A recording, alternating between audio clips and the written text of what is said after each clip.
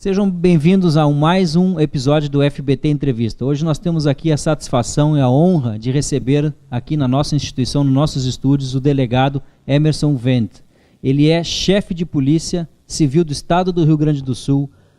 Dr. Emerson também é membro da Associação Internacional de Investigação de Crimes de Alta Tecnologia, é autor de diversos livros, dentre eles Inteligência Cibernética, coautor também de livros como Crimes Cibernéticos, Ameaças e Procedimentos de Investigação e Inteligência Digital, e além de ser também professor em diversos cursos de pós-graduação.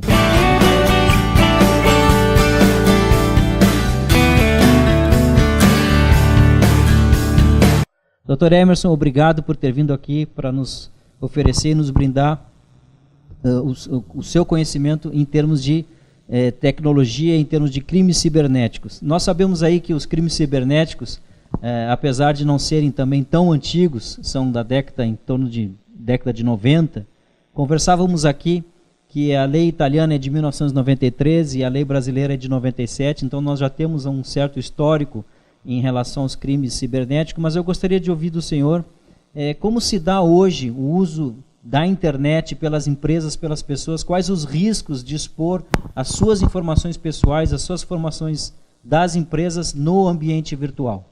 Bom, em primeiro lugar, obrigado pelo convite. Certamente o tema é palpitante e a gente vê hoje em dia que as informações que são colocadas no âmbito da internet, nós temos, só para você ter uma ideia, dos 207 milhões de habitantes no Brasil, pelo menos 65% já usam a internet. Então são pessoas que colocam informações diariamente sobre a sua rotina pessoal, rotina do trabalho, rotina do dia a dia, tudo aquilo que fazem ou deixam de fazer.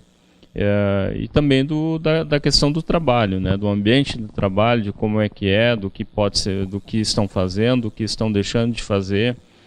Isso representa, claro, isso tem que ser avaliado em cada contexto, mas representa um risco muito grande.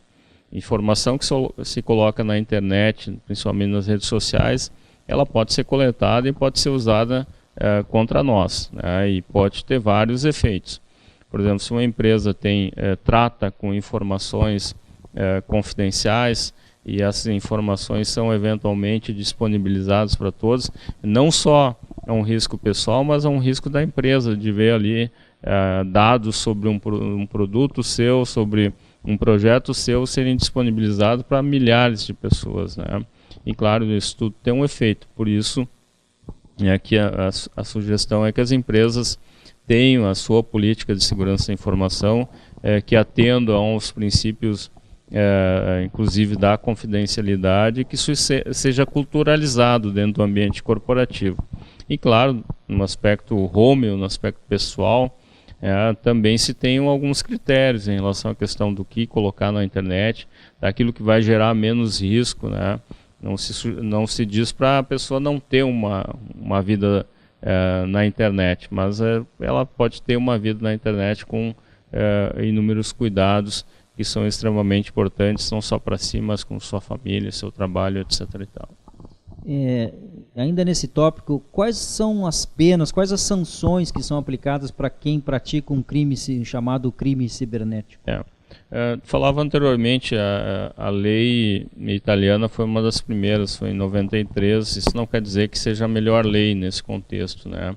Nosso primeiro regulamento no Brasil que tratou de uma questão vinculada à fraude com utilização de tecnologia foi a lei eleitoral, através da questão da possibilidade da urna eletrônica ser utilizada para alguma finalidade de fraude. Depois disso nós tivemos em 2000 uma tipificação em relação à conduta do funcionário público em relação aos bancos de dados, a não violação de segredo em relação a isso, a questão da eventual má utilização, como a alteração de dados em bancos de dados, ou até mesmo a cobrança, né, o funcionário público cobrando de alguém para fazer uma alteração indevida desses dados.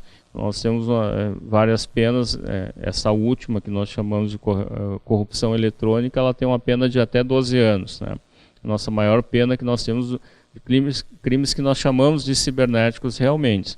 Mas hoje, se nós pegarmos o Código Penal, além da incursão no Código Penal da lei chamada Carolina Dickmann, em 2012, nós podemos ter inúmeras questões e debates a fazer, como a questão do homicídio, né, onde possibilidade de cometimento de homicídio, a execução ser feita com a utilização da internet, até mesmo o estupro está em voga. Teve um fato noticiado recentemente no estado do Piauí, com decretação da prisão de uma pessoa que teria cometido estupro utilizando a internet.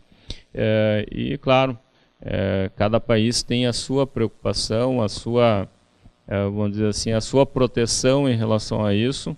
E, para você ter uma ideia, Portugal tem inclusive o crime de você tirar a fotografia em público de alguém sem que tenha autorização dessa pessoa, com pena de até 1 ano. Então, vai depender justamente do país. O Brasil ainda está num processo evolutivo de avaliação. Nós tivemos algumas regulações civis em relação a isso, como o Marco Civil da Internet, estabelecendo direitos e garantias dos usuários da internet. Mas nós temos, eu acho que o mais importante ainda no contexto da internet é tratar sobre a proteção de dados. É a proteção do meu dado, do seu dado de todos os brasileiros que ficam em bancos de dados, não só públicos, mas também privados. E de que forma a polícia investiga esse tipo de crime, tanto que é um crime, não é um crime tão novo assim, mas de qualquer forma a internet e a tecnologia muda de forma muito rápida. Como é que a polícia investiga, como é que ela acompanha essas mudanças tecnológicas que se dão dia após dia no nosso mundo real? O contexto tecnológico faz parte da investigação criminal hoje, né? Não só na questão da busca de dados, mas até mesmo na formalização. Nós temos todo o nosso sistema hoje basicamente em ambiente eletrônico, já preparando ele para o futuro para a remessa do inquérito por meio eletrônico ao Poder Judiciário. Mas no contexto da investigação do crime cibernético, naturalmente a gente trabalha não só com o Código de Processo Penal, mas também com o Marco Civil da Internet. Hoje, para o provedor nos entregar um dado, ele precisa de uma ordem judicial, com algumas exceções bastante pontuais em relação a dados cadastrais tão somente. Então, toda vez que nós precisamos identificar o uso de um dispositivo móvel ou de um computador para a prática de um crime, nós precisamos interagir com os provedores de conexão e os provedores de serviços na internet de aplicações de uma maneira geral. Por isso que nós dissemos que a investigação digital ela acaba tendo uma demora um pouco maior, porque elas são várias idas e vindas de ordens judiciais que interagem com esses provedores na internet, num contexto geral. Isso tem que vir por inquérito policial, ser analisado para gerar ou não uma nova solicitação. E ao final, acho que é importante da questão da investigação é você não só identificar de onde partiu aquele acesso, mas identificar o indivíduo que está utilizando aquele dispositivo para acesso. Isso é o que nós chamamos no direito penal de individualização da conduta. Para finalizar, delegado Emerson, em razão da sua experiência, tanto acadêmica quanto no dia a dia das investigações e responsável pela chefia de polícia do Estado do Rio Grande do Sul, que recomendação o senhor daria para aqueles internautas, para as pessoas físicas e as pessoas jurídicas que estão nos assistindo, para que não venham a incorrer em crimes cibernéticos ou para que não também sejam vítimas de crimes cibernéticos? Vamos falar mais num contexto para que não venham ser vítimas de crimes cibernéticos. Eu acho que a regra geral seria não utilizar, né? Mas eu não, praticamente impossível. Eu não posso pedir que uma pessoa não atravesse a rua, né, com medo de ser atropelado. O risco existe em qualquer tipo de ambiente. Mas para utilizar a internet, naturalmente, tem que ter alguns cuidados, né?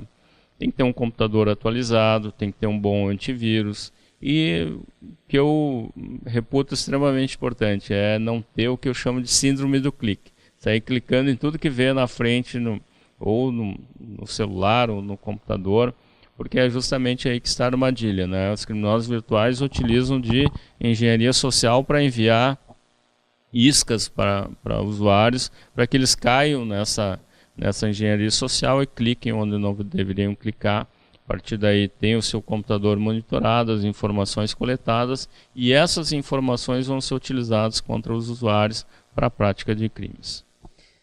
Bom, doutor Emerson, muito obrigado por ter vindo à nossa instituição, por ter nos brindado com esse conhecimento. Eu tenho certeza que muitas pessoas vão aproveitar, ainda que tenha sido breve a nossa entrevista, em razão do espaço de tempo que dispomos, mas eu tenho certeza que suas palavras foram muito úteis para aqueles que estão nos assistindo. E se você que está nos assistindo gostou da entrevista, gostou do nosso programa, por favor, compartilhe com seus amigos. Até mais e até um próximo FBT Entrevista.